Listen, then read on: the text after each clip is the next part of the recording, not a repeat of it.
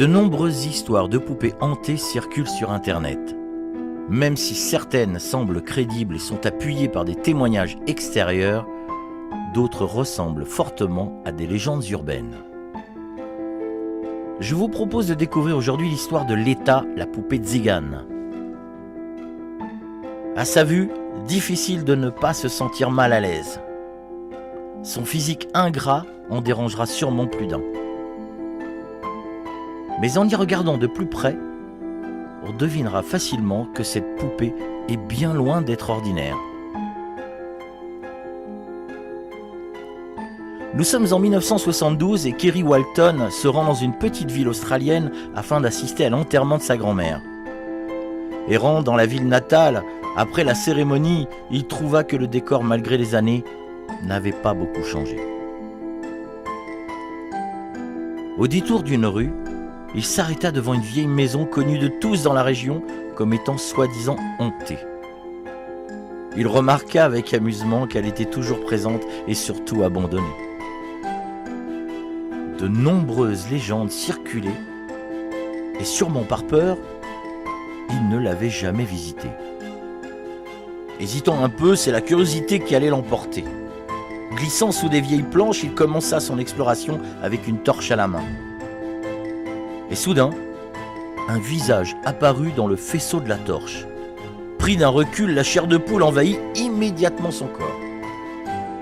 Il dira par la suite « Ce que j'ai trouvé était quelque chose qui ressemblait à un enfant mort. La peur m'a fait sursauter et je me suis presque assommé quand ma tête a heurté l'une des poutres du plancher. » S'approchant avec méfiance de ce corps sans vie, il comprit de suite son erreur. Ce qu'il avait pris pour un cadavre n'était en fait qu'une vieille poupée. Elle avait un sourire menaçant, des yeux noirs surmontés d'épais sourcils. Une fois cette aventure terminée, Kerry décida avec son frère de prendre un taxi pour rentrer chez lui à Brisbane. Il mit la poupée dans un sac et le posa à côté de son frère sur la banquette arrière de ce taxi. Assis à l'avant, il s'assoupit. Et soudain, son frère lui secoua l'épaule en lui disant avoir vu la poupée bouger dans le sac. Kerry, surpris, se retourna et pour se moquer de son frère, il se mit à imiter une voix provenant d'outre-tombe qui disait « Let me out, let me out ». Ce que l'on pourrait traduire par « laissez-moi sortir » ou « laisse-moi sortir ». La poupée venait alors de se trouver un nom. Elle s'appellera Leta. Il n'empêche que tout cela commençait vraiment à être étrange, et une question arriva rapidement à son esprit. Était-ce une bonne idée de sortir Leta de la maison? De retour chez lui, l'accueil fut plutôt mi-figue mi-raisin, et en particulier pour Randolph le chien, qui en voyant la poupée se mit à aboyer méchamment, cherchant même à la mordre. Ce qui était plutôt surprenant, car ce chien était un chien très gentil. Quant à la femme de Kerry, eh bien pour elle, Leta n'était pas non plus la bienvenue. Pour ce qui est des amis de la famille, la poupée n'était vraiment pas belle, et les mettait plutôt mal à l'aise. Il n'y a que les enfants qui semblaient l'apprécier, et d'ailleurs, chose bizarre, ils resteront avec elle toute la journée et iront même jusqu'à dormir avec le soir même. Mais durant la nuit, les enfants se mirent à hurler, ils se sont mis à crier tellement fort que Kerry dut remettre la poupée dans le sac et la descendre à la cave. Elle allait y rester 5 ans. Les années passèrent et un jour Kerry dut faire face à des problèmes financiers. Il décida donc de vendre cette poupée qui était remise à la cave depuis toutes ces années. C'était un objet rare, et donc il pensait qu'un collectionneur pourrait être intéressé.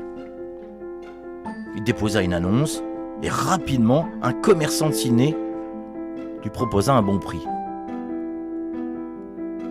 Rendez-vous pris, et ignorant la pluie qui commençait à tomber, il s'empressa d'aller faire sa livraison. Sur place, il ouvrit la portière.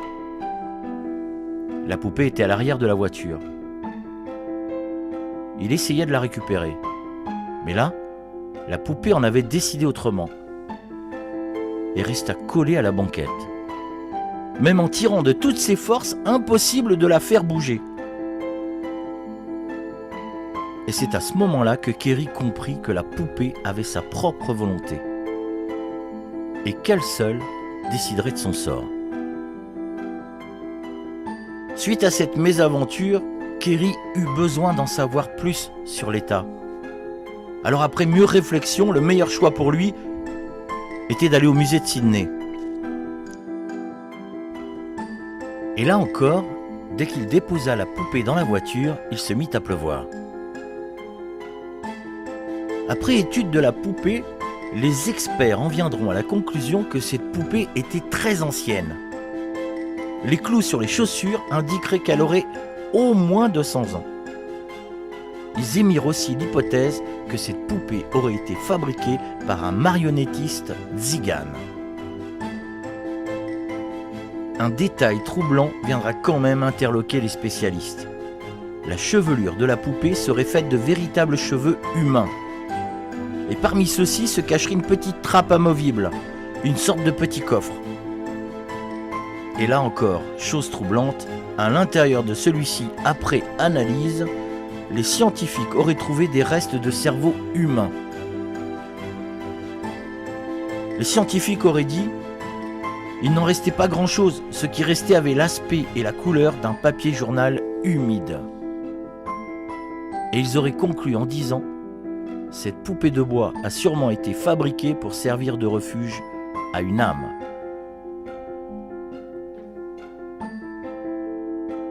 Il faut savoir qu'à l'époque, les tziganes pensaient que lorsque l'on mourait, l'âme pouvait aller se réfugier dans une boîte spécialement fabriquée pour elle. Elle devenait alors sacrée et permettait aux défunts de rester dans notre monde. Après sa visite au musée, la réputation de l'État commença à grandir rapidement. Un médium américain se penchera sur le cas et conclura que celui qui avait fabriqué la poupée l'aurait fait en souvenir de son fils qui serait mort noyé. Un médium australien s'intéressera aussi à la triste histoire de l'État. Quand il aperçut la poupée, il fut fasciné et développa avec elle une étrange relation. Elle semblait comprendre quand il lui parlait. Il dira plus tard: en écoutant la poupée, j'ai découvert que l'âme d'un garçon de 6 ans avait été emprisonnée dans ce récipient de bois. Il dira aussi que l'enfant serait mort noyé durant une tempête en Roumanie et que son père dévasté aurait façonné cette poupée en vue de la cérémonie du transfert d'âme, ce qui aurait emprisonné cet enfant pendant plusieurs siècles. Il rajoutera aussi à cette terrible histoire que la poupée aurait été amenée en Australie par un immigrant et rangée dans une maison.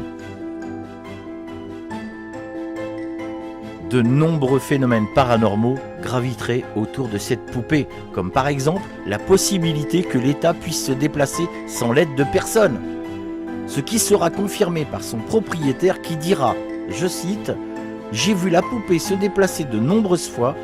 Durant une longue période, je l'ai laissée assise dans un vieux fauteuil à bascule et à plusieurs reprises, je l'ai surprise alors que ses bras et ses jambes étaient en mouvement. » L'histoire s'étant répandue aux 4 coins du pays, les médias commencèrent à s'intéresser de près à l'affaire. Kéry et le médium ont raconté leurs histoires dans une émission télévisée et l'interview a eu lieu dans le cabinet du médium. Chose incroyable et attestée par de nombreux témoins, quand il pénétra avec la poupée dans le bureau du médium, un tableau se serait décroché immédiatement du mur et l'horloge se serait arrêtée net. Autre fait, durant la préparation du tournage, le médium posa la poupée sur ses genoux et l'État serait devenue nerveuse. D'après le médium, c'était la première fois qu'elle faisait ça. Il en fit la remarque et un des caméramans lui dit avec mépris que ce n'était pas vrai. Et là, un silence de mort s'installa dans la pièce quand doucement la poupée tourna la tête vers lui. faisant craquer le bois de son cou. L'État posa son regard sur ce pauvre caméraman et dans un énorme fracas, le projecteur derrière lui se mit à exploser. Le pauvre homme, blanc comme un mort, fut envahi par une immense peur et se mettra à courir afin de quitter rapidement l'endroit. Suite à cet événement, un célèbre groupe d'enquêteurs du paranormal américain décidera même de se rendre en Australie afin d'y organiser une séance de spiritisme. Durant cette séance, l'esprit du jeune garçon prisonnier de la poupée se serait manifesté et aurait même confirmé tout ce que le médium avait dit. Malheureusement, Kerry commençait à comprendre. Et il dira au départ des Américains « Ils m'ont dit que je ne serais jamais capable de me débarrasser de la poupée. Au moins, ceci explique pourquoi je ne pouvais pas la sortir du véhicule. » Aujourd'hui, l'État vivrait toujours chez les Walton et il se serait maintenant habitué à sa présence. Aurait-il le choix ? Peut-être n'est-ce qu'une coïncidence, mais depuis l'arrivée de la poupée, les affaires de Kerry seraient devenues prospères. D'après lui, tout ce que l'État désirait, c'était de nouveaux parents. Et c'est exactement ce que Kerry et sa femme venaient de lui offrir.